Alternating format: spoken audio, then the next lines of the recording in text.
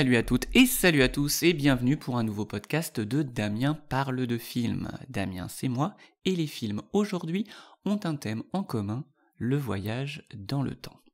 Il va s'agir, dans cette chronique, d'analyser comment le thème du voyage dans le temps a été exploité au cinéma, quelles sont les différentes théories développées, et surtout qu'est-ce que le voyage dans le temps au cinéma nous enseigne. Il s'agira donc d'établir une liste non exhaustive des films sur le voyage dans le temps, parmi ceux qui ont marqué l'histoire du cinéma ou qui m'ont marqué moi. Mais avant de commencer par lister ces différentes œuvres, il est important de mettre de côté les films qui jouent avec le temps, mais ne sont pas à proprement parler des films de voyage dans le temps. Je veux parler des films où le héros change d'époque par cryogénisation ou congélation. Il ne voyage pas dans le temps, par définition, il est juste mis en stand-by et se réveille à une autre époque et surtout n'a aucune possibilité de revenir dans son présent. Exit donc Hibernatus d'Edouard Molinaro avec Louis de Funès réalisé en 1969, Demolition Man avec Sylvester Stallone réalisé en 1993, ou Idiocratie de Mike Judge réalisé en 2006, ou encore Forever Young avec Mel Gibson en 1994. Exit également After 100 Years, l'un des tout premiers films de l'histoire du cinéma, réalisé en 1911, où un homme se réveille 100 ans plus tard, en 2011 donc, dans un monde entièrement géré par les femmes. Que ce visionnaire se rassure, la dernière fois que j'ai vérifié, on en était encore loin. On ne peut pas non plus considérer donc n'importe quel film se situant à une époque différente de la nôtre comme un voyage dans le temps, car après tout c'est aussi la faculté du cinéma, véritable machine à voyager dans le temps, d'être capable de nous faire revivre différentes époques. Parlons donc uniquement des films où les protagonistes ont la possibilité de passer d'une époque à une autre en un instant. Le premier film de voyage dans le temps est intitulé Le temps désarticulé en 1910 et raconte comment un homme avance de 20 ans dans le temps avec une horloge magique qui lui permet de toucher un héritage, un intérêt donc purement matérialiste. Et côté hollywoodien, le premier film date de 1933, est intitulé Berkeley Square et raconte comment un homme veut partir revivre dans les années 1880 par la force de la pensée. Une trame assez proche du film Quelque part dans le temps de Janos Sparks, sorti en 1980, romance temporelle où Christopher Reeves montre qu'il sait faire autre chose que d'enfiler son slip par-dessus son costume. Quelque part dans le temps raconte donc l'histoire de Jane Seymour, une actrice qui vit donc au 19e siècle, et Christopher Reeves au 20e siècle tombe sur un portrait d'elle, tombe amoureux d'elle et par la force de la pensée va la rejoindre au 19e siècle. Mais avant le cinéma, le thème du voyage dans le temps était d'abord présent dans la mythologie, notamment dans la légende du roi Arthur, où Merlin l'Enchanteur avait la capacité de voyager dans le temps. Pouvoir magique d'ailleurs très bien retranscrit dans l'adaptation Disney, Merlin l'Enchanteur, de Wolfgang Gretermann sorti en 1963, où Merlin raconte à un Arthur enfant le concept de l'aviation, de l'astronomie ou même du cinéma, avant même que ceci ait été découvert. Mais c'est vers la littérature qu'il faut se tourner pour trouver trace du voyage dans le temps, avec 3 romans phares. Le premier, Un Yankee à la cour du roi Arthur, écrit en 1889 de Mark Twain, et dans une certaine mesure on peut également considérer Un conte de Noël de Charles Dickens, publié en 1843, et surtout, ne pas oublier La machine à explorer le temps de H.G. Wells en 1885, référence littéraire sur ce genre.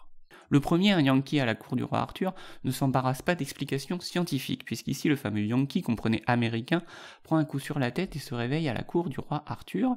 Il ne voyage donc pas dans le temps à proprement parler, puisqu'Arthur est un personnage mythologique. Il n'y a aucune trace historique de son existence. Mais Mark Twain utilise ici ce ressort fantastique pour pouvoir faire une satire des permanences et changements des organisations politiques et sociales. Ainsi, son récit va permettre non seulement une comparaison entre le Yankee et l'Englishman, mais aussi une comparaison entre le féodalisme médiéval et l'évolution de la condition humaine au XIXe siècle. Le roman a connu plusieurs adaptations au cinéma. Une muette en 1921, une autre en 1931, puis la plus connue en 1949 avec Bing Crosby. Les studios Disney en font également une adaptation en 1979 sous le titre Un cosmonaute à la cour du roi Arthur, et on trouve également une adaptation russe en 1988 dont je ne me risquerai même pas à lire le titre. Une adaptation également à prendre en compte en 2001, Le Chevalier Black avec Martin Lawrence. Il y a eu également plusieurs adaptations du Yankee à la cour du roi Arthur à la télévision, dont un épisode de MacGyver, où on apprend dans cet épisode d'ailleurs le prénom de MacGyver. Il s'agit de Angus, pour ceux qui se poseraient la question. Ces adaptations ont un point commun, ces adaptations cinéma et télévision, retirer toute la satire sociale établie par Mark Twain dans le roman pour n'en garder que des ressorts comiques, des anachronismes et la sensation que pour nos héros, ils vivent dans une époque formidable au XXe siècle, à l'époque contemporaine, grâce à la démocratie et à l'innovation industrielle et technologique. C'est donc l'exact opposé de ce que voulait raconter Mark Twain dans son roman, où ici, il nous montrait surtout que l'histoire n'est un éternel recommencement, et qu'il n'y a pas de régime ou d'organisation politique parfaite. Concernant le deuxième roman, Un conte de Noël de Charles Dickens, il ne s'agit que de la conscience du héros Ebenezer Scrooge qui voyage dans le temps par le biais de 3 fantômes, le fantôme du passé, le fantôme du présent et le fantôme du futur, afin de revoir comme simple témoin les moments clés de sa vie et s'apercevoir que la générosité et le partage, c'est quand même bien mieux que l'avarice et la méchanceté. Noël d'ailleurs est la période idéale pour ce type de film temporel, puisque c'est à cette période que l'on fait le bilan de l'année écoulée, ou plus, qu'on prend des bonnes résolutions sur les qualités que l'on va tenter d'avoir, ou le contrôle sur nos vies que l'on va tenter de reprendre. Et c'est précisément ce dont parle le voyage dans le temps, la possibilité d'avoir le contrôle sur nos vies et revivre à l'envie les meilleurs moments de nos vies. A Christmas Carol, un conte de Noël, a connu également un nombre d'adaptations non négligeable, on en compte ne serait-ce que 4 muettes entre 1901 et 1915, et ensuite une vingtaine d'adaptations live ou animées entre 1915 et aujourd'hui. Les plus notables, Scrooge en 1970, un musical avec Albert Finney dans le rôle de Scrooge, une adaptation moderne avec Bill Murray en 1988 dans Fantôme en fête, où Scrooge est un directeur d'une grande chaîne de télévision. Il faut également noter le Noël des Muppets en 1992 avec les Muppets donc, avec Michael Caine en Scrooge, et bien sûr le Noël de Mickey, l'adaptation Disney, film animé où Picsou reprend ici le vrai nom qu'il a en version originale, à savoir Scrooge, justement à cause du roman de Dickens. Et sans compter bien sûr toutes les variations de Noël sur le même thème, où un ange ou un fantôme rend visite à un protagoniste souvent insatisfait de sa vie pour lui faire revivre les moments clés de sa vie, faire de meilleurs choix. On peut citer d'ailleurs le très célèbre La vie est belle de Frank Capra, où un ange rend visite à James Stewart pour lui montrer ce que le monde aurait été s'il n'avait pas existé. C'est pas du voyage temporel à proprement parler, mais on retrouve tout de même un canevas identique. Ce type de voyage introspectif a donné lieu d'ailleurs à un genre à part entière au cinéma, celui de la métempsychose temporelle, où la personne qui voyage dans le temps occupe son corps d'une autre époque et ne peut évidemment pas se rencontrer elle-même, puisqu'elle l'est elle-même, avec son âme d'un autre temps passé ou futur. Le modèle du genre étant Peggy Sue s'est mariée de Francis Ford Coppola, sorti en 1986 avec Kathleen Turner, Nicolas Cage et un tout jeune Jim Carrey. Peggy Sue s'est mariée raconte donc l'histoire de Peggy Sue qui est mariée et insatisfaite, mariée à Nicolas Cage. Elle va se retrouver par magie de retour à ses 17 ans et va pouvoir donc faire le choix d'épouser ou pas Nicolas Cage. Le cinéma français, qui a souvent 20 ans de retard à un niveau créativité, en réalisera également plusieurs variations exactement sur le même thème. Deuxième vie de Patrick Braoudé en 2000, Bis de Dominique Farrugia en 2015 et Camille Redouble de Noémie Lovski en 2012. Sans oublier le principe inversé, du côté d'Hollywood cette fois-ci, dans 30 ans sinon rien en 2004 avec Jennifer Garner, où une adolescente de 13 ans se retrouve plongée dans le futur dans son propre corps de 30 ans. Donc ici, le voyage introspectif nous montre qu'il faut faire les bons choix dans la vie et c'est surtout un prétexte pour des bons sentiments, des situations décalées et donc des comédies romantiques. Dans le même genre, on peut également parler de l'itération ou film de boucle temporelle qui est la répétition sans fin de la même période, en général une journée, seule la conscience de l'individu remonte le temps. On connaît cette théorie surtout grâce au film culte aujourd'hui, Un jour sans fin d'Harold Ramis avec Bill Murray sorti en 1993. Sur exactement le même principe, on peut également noter Happy Birthday 1 et 2 de Christopher Landon en 2017 et 2018, qui est la variation slasher d'Un jour sans fin. Et du côté de chez nous, on a également en France fait un teen movie sur le même principe, La Colle d'Alexandre Castagnetti, sorti en 2017, qui est donc l'histoire d'un jeune lycéen qui est coincé dans une boucle temporelle dans sa colle, dans sa retenue au lycée, et il sortira de cette boucle temporelle s'il réussit à séduire la fille de sa classe dont il est amoureux. Le thème du voyage dans le temps au cinéma est en effet bien souvent un prétexte pour créer des anachronismes ou autres éléments qui nourrissent la comédie, comme dans Bill and Ted Excellent Adventure avec Keanu Reeves en 1989, qui connaîtra 2 suites, où 2 lycéens un peu losers et déjantés voyagent dans le temps pour rencontrer différentes figures historiques comme Napoléon, Socrate, Jeanne d'Arc, et ainsi réaliser leur exposé d'histoire qui leur permettrait de ne pas se faire envoyer du lycée. En France, le voyage dans le temps comme élément de comédie est visible dans le désormais culte Les Visiteurs de Jean-Marie Poiré, sorti en 1993, où le comique réside uniquement dans ses anachronismes. Il ne faut pas voir dans Les Visiteurs de logique sur le voyage dans le temps, puisque l'histoire raconte donc l'histoire de Godefroy de Montmirail, qui donc tue par accident son beau-père et ne peut donc pas épouser le personnage incarné par Valérie Lemercier.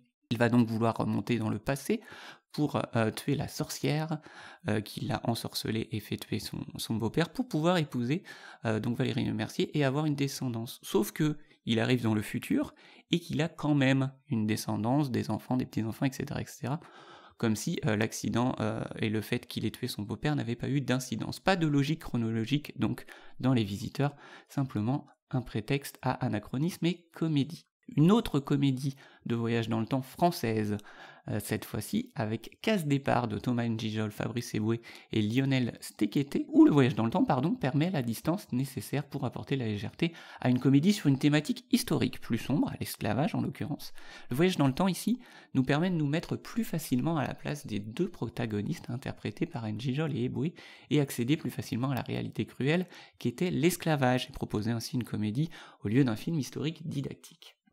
La plupart des œuvres évoquées jusqu'ici expliquaient le voyage dans le temps par la magie, sans explication scientifique, en présentant le voyage dans le temps comme la confrontation de plusieurs époques, mais sans que les actions effectuées dans une époque aient une conséquence sur l'avenir. Le voyage dans le temps au cinéma peut également être vu comme le rêve, c'est-à-dire apparaître comme une facilité scénaristique, un deus ex machina, ou alors qu'il n'y a plus d'issue, on voyage dans le temps pour tout corriger, effacer et tout recommencer, comme les Avengers dans Endgame, où tout semblait perdu à la fin de Infinity War. Il faut donc 2 solides arguments scénaristiques pour croire en la légitimité du voyage dans le temps dans les scénarios qu'il évoque. Le meilleur des arguments, donc, pour rendre le voyage dans le temps crédible, c'est l'argument scientifique. On en arrive donc au roman de H.G. Wells, La machine à explorer le temps, publié en 1885, et qui imagine un explorateur scientifique qui voyage dans le futur en 802 701 pour découvrir que les descendants des hommes sont des androgynes, les Éloïs, qui vivent dans l'équivalent d'un paradis, mais pour cela, ils exploitent les Morlocks qui vivent sous la Terre. Donc c'est évidemment un résumé très résumé du roman, un peu plus complexe que cela. Donc cette fois, dans le roman, on imagine une fiction avec un scientifique qui voyage dans le temps par le biais d'une machine, et donc le fait de décrire le protagoniste comme un scientifique rend le thème du voyage dans le temps crédible dans notre histoire. Et l'histoire de H.G. Wells, le roman de H.G. Wells, connaîtra 3 adaptations. Une réalisée par Georges Pal en 1960, Georges Pal qui a d'ailleurs réalisé plusieurs films, une vingtaine de films en l'espace de 30 ans, on peut donc dire qu'il a un sacré pédigré Pal. Il y a également une 2e adaptation en 1978 et une 3e réalisée par Simon Wells qui n'est ni plus ni moins que le petit-fils de l'auteur du roman, et cette adaptation a été réalisée en 2002. H.G. Wells devient même le protagoniste principal d'un film d'aventure sorti en 1979, C'était demain de Nicolas Meyer, où H.G. Wells donc voyage dans le temps à l'aide d'une machine qu'il a créée pour retrouver Jack l'Éventreur enfui dans le Londres contemporain.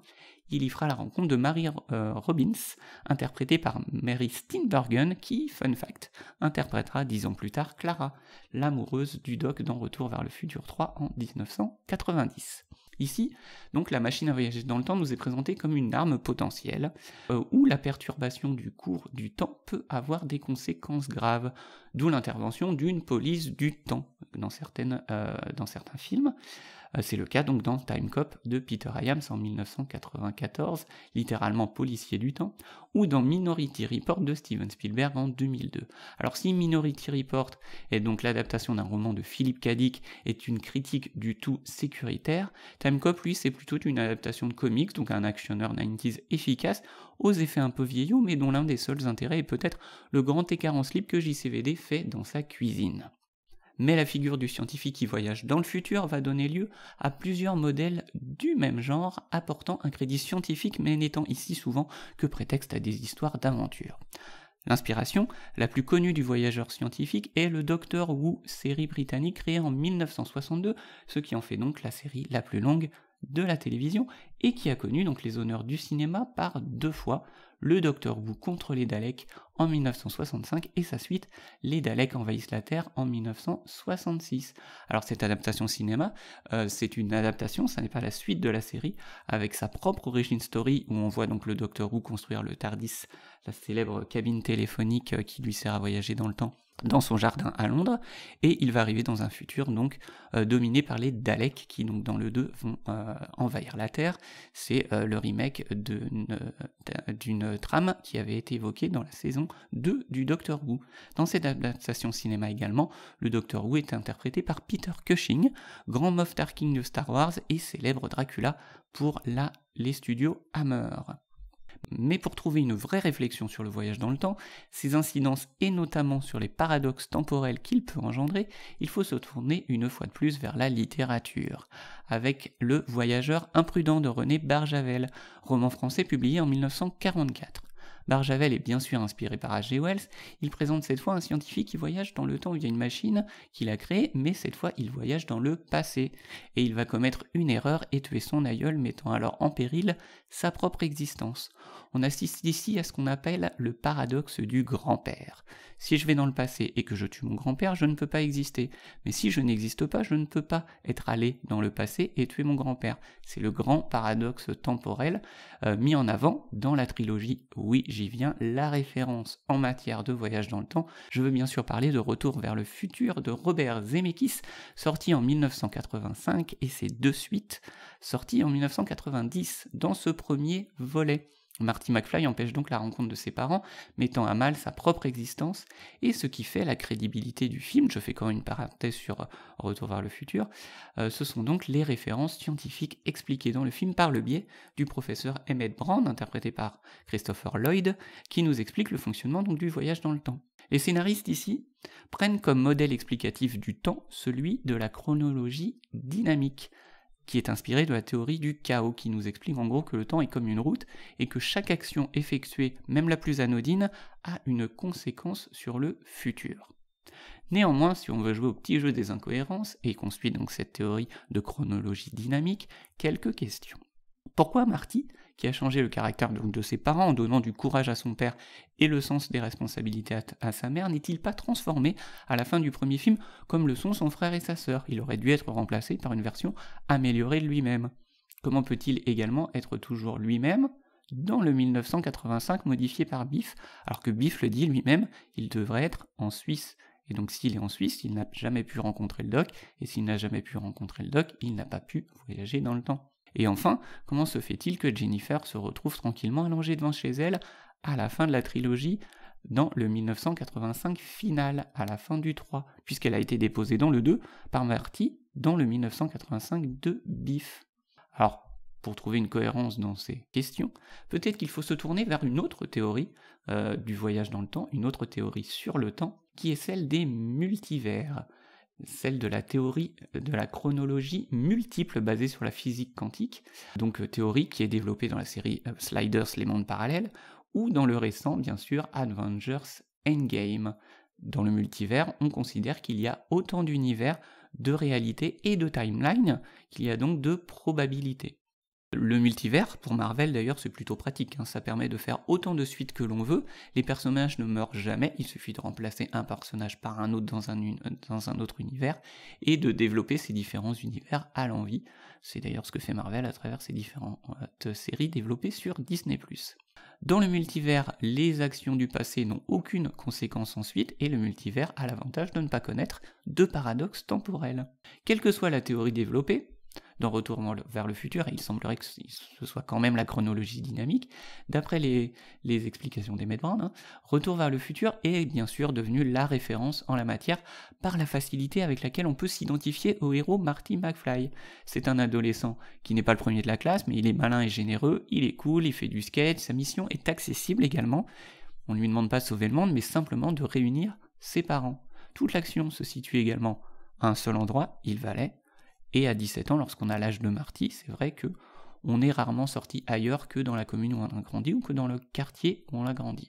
Et en plus, pour la notion scientifique, Emmett Brown est ici la caution scientifique, et c'est lui qui nous explique la possibilité de voyage dans le temps de manière pédagogique et ludique, en nous mettant en garde sur sa dangerosité. Et bien sûr, tout cela fonctionne également grâce au jeu des acteurs, et notamment celui de Michael J. Fox qui apporte la légèreté, l'humour et la distance nécessaires pour que la relation qu'il développe avec sa mère jeune ne soit ni malaisante ni glauque, et qu'on assiste ici à une vraie comédie, qui est le contraire du jeu que proposait l'acteur original engagé initialement pour le film, qui était l'acteur Eric Stoltz, qui jouait Marty, donc malheureusement au premier degré de manière dramatique. Il fut donc renvoyé au bout de 6 semaines et remplacé par Michael J. Fox, et toutes les scènes qui avaient été tournées par Stoltz dû être donc refilmées. Michael J. Fox tournait à l'époque la sitcom Family Ties, Sacrée Famille en français, la journée, et tournait donc ces scènes de Retour vers le futur la nuit. Donc si vous regardez Retour vers le futur aujourd'hui et que vous avez l'impression que Michael J. Fox a l'air particulièrement accablé, on peut croire qu'il est accablé par la situation, fatigué par cette situation d'être dans le passé. En fait, il ne dormait que 2 heures par jour pendant 2 mois, donc c'est sa vraie fatigue que l'on peut lire sur son visage. Eric Stoltz, donc malgré tout, fit tout de même une carrière plutôt honorable. On le retrouve notamment chez Quentin Tarantino, dans Pulp Fiction notamment, et en 2004, dans un autre film sur le voyage dans le temps, qui est L'effet papillon de Eric Bress et J. Mikey Gruber, qui était déjà scénariste de Destination Finale 2 et 4. Voilà, si ça vous intéresse, j'ai fait un podcast là-dessus. Donc l'effet papillon, autre variation sur le voyage dans le temps, où l'on suit Evan, jeune étudiant qui a la capacité à voyager dans le temps en relisant son journal intime. Mais Evan va réaliser que plus il essaye de changer le cours des événements, plus les conséquences sont dramatiques. Donc en plus de montrer qu'Ashton Kutcher est un excellent acteur, le film va montrer les conséquences que ces changements ont physiquement et psychologiquement sur Evan, puisque sa mémoire va s'en retrouver altérée. Ce qui m'amène à une troisième théorie sur le voyage dans le temps, après la chronologie dynamique et la chronologie multiple, qui est celle de la chronologie fixe, qui revient donc à parler de la fatalité. Concrètement, les événements sont plus ou moins écrits à l'avance dans la chronologie fixe, et donc il n'y a rien que l'on puisse faire pour la changer. C'est une vision un peu plus pessimiste, qui colle un peu plus à la réalité et nous permet de réfléchir sur l'importance de faire les bons choix, d'accepter la réalité sans remords ni regrets, en mode de toute façon c'était écrit. Donc cette dernière théorie, c'est celle développée par plusieurs films, dont L'Armée des 12 singes, réalisé par Terry Gilliam en 2000, et inspiré du film La Jetée de Chris Marker. C'est également la théorie développée dans Terminator, sorti en 1984, puis sa suite, Le Jugement Dernier en 1991, les voyageurs temporels viennent d'un futur apocalyptique et sont dévastés par la guerre ou la maladie, ça dépend. Quels que soient les changements effectués, rien ne peut empêcher cet apocalypse. Ainsi, quels que soient les changements effectués par Sarah Connor, l'apocalypse arrive quand même.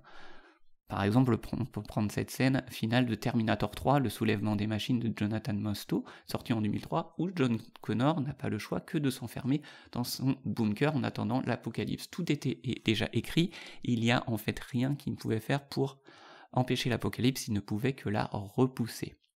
Terminator Renaissance, le 4 est également assez chouette puisqu'on parle de Terminator, mais il se passe dans le futur, il montre comment les machines se sont rebellées, ça parle pas de voyage dans le temps à proprement parler, et non, en ce qui me concerne, le 5 et le 6 n'existent pas, ne me cherchez pas sur ces terrains, ces deux films n'existent que dans un univers parallèle.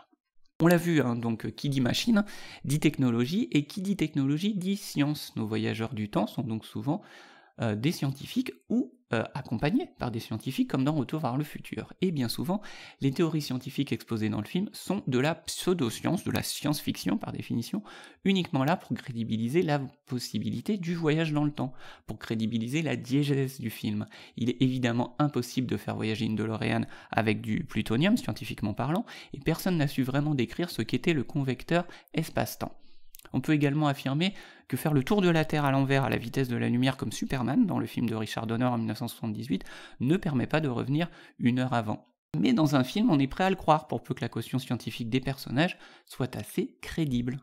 Par contre, un réalisateur qui ne prend pas les études sur le voyage dans le temps par-dessus la jambe et qui cherche à s'approcher vraiment de la réalité, c'est Christopher Nolan. Il a ainsi étudié plusieurs essais d'astrophysique et de physique quantique sur le sujet, donc pour le film Interstellar en 2014, et il reparle également du voyage dans le temps avec Tenet en 2020. Une analyse d'ailleurs scientifique tellement poussée que pour des profanes comme moi, les explications scientifiques de ces 2 œuvres m'ont parfois apparu de manière obscure ou absconse. On ne trouve pas chez Nolan la pédagogie ni le fun d'Emmett Brown, mais des personnages qui au contraire se prennent très au sérieux. C'est pour ça que ça peut rebuter un certain public, mais c'est sûr que pour ceux qui s'intéressent scientifiquement au voyage dans le temps, force est de constater qu'Interstellar, c'est quand même l'œuvre qui se rapproche le plus de la réalité scientifique. Parfois également, pour voyager dans le temps, il ne suffit pas d'une machine, mais d'un objet, qui relie 2 personnages issus de 2 époques différentes. L'un va donc tenter de prévenir l'autre des événements à venir. C'est peut-être une radio, comme dans Fréquence interdite de Gregory Hoblit en 2000, ou bien une boîte aux lettres, comme dans Entre deux rives d'Alejandro Agresti en 2006 avec Sandra Bullock et Keanu Reeves qui s'écrivent des lettres à travers le temps. Mais si vous voulez voir un bon film avec Keanu Reeves et Sandra Bullock, regardez plutôt Speed, c'est bien meilleur. Comme objet qui fait donc le lien dans le temps, on peut également parler du journal, à savoir le journal avec un jour d'avance, dans C'est arrivé demain de René Clair, sorti en 1944, dont la série Demain à la une s'est d'ailleurs inspirée quelques décennies plus tard. Si le thème du voyage dans le temps est aussi présent au cinéma, c'est qu'il pose la question du what if, et si je pouvais changer le cours des événements. J'aurais le pouvoir absolu, le contrôle sur ma vie, le contrôle sur le cours de l'histoire et sur le cours du monde. C'est pourquoi on retrouve ce thème dans tous les genres du cinéma. Dans les films d'aventure, on l'a vu avec Retour vers le futur, les films de guerre, Nimitz Retour vers l'enfer en 1980, la comédie, là, des comédies, il y en a eu des dizaines sur le voyage dans le temps, on a parlé des Visiteurs en 1994, dans le genre horreur, horrifique également, Happy Birthday en 2017, le genre found footage avec Project Almana, titre qui fait référence à Retour vers le futur, Project Almana sorti en 2015, et bien sûr les films de super-héros, il y a eu les Avengers, mais il y a eu également X-Men, Days of Future Past en 2014. Donc la liste est infinie, le thème a tellement inspiré le cinéma que je n'ai pu ici que vous faire une liste non exhaustive, les plus marquantes sur le voyage dans le temps. J'aurais bien sûr voulu vous parler de Time Crimes, Variation criminelle de Nacho Vigalondo, sorti en 2007, d'Il était temps, Variation romantique de Richard Curtis, sorti en 2013, ou de La machine à démonter le temps, Variation comique, sorti en 2010, mais avec une dizaine de films, téléfilms ou séries télé qui sortent chaque année, il est impossible de désormais toutes les citer. Une pensée particulière néanmoins pour la série Code Quantum, avec laquelle j'ai grandi, où un scientifique navigue dans le temps et échange son corps pour prendre leur place afin de corriger les erreurs du passé. Un film s'inspirera d'ailleurs de la série en reprenant le même concept, Source Code, avec Jane Gyllenhaal en 2011, et reprenant même le fameux « Oh bravo » de notre héros, qui est redit dans le film par Scott Bakula, le héros donc de Code Quantum. Et on attend un autre film français sur le voyage dans le temps l'année prochaine, en 2022, l'adaptation du Visiteur du futur au cinéma, donc par le réalisateur François Descraques. Je conclurai enfin en pointant le fait que le voyage dans le temps dans le cinéma nous enseigne que ce sentiment de contrôle que le voyage dans le temps peut sembler pouvoir nous donner, il existe dans notre libre arbitre, dans la réflexion à faire des choix, et que le moyen que nous avons de revivre les moments clés de notre histoire est notre mémoire et nos souvenirs. À ce titre, le film Eternal Sunshine of the Spotless Mind de Michel Gondry, réalisé en 2004 sur un homme qui veut effacer sa mémoire, peut être vu comme une variation sur le temps, ainsi que Memento de Christopher Nolan, encore lui, par son montage, qui part de la fin pour remonter la mémoire de son personnage amnésique. Alors pour voyager dans le temps, nul besoin de DeLorean, de TARDIS ou de montre magique. Fermez les yeux, revivez les moments importants de votre vie et transportez-vous à l'époque que vous choisissez. C'est le pouvoir de l'imagination. C'est tout pour moi, à bientôt pour une nouvelle chronique de Damien parle de film.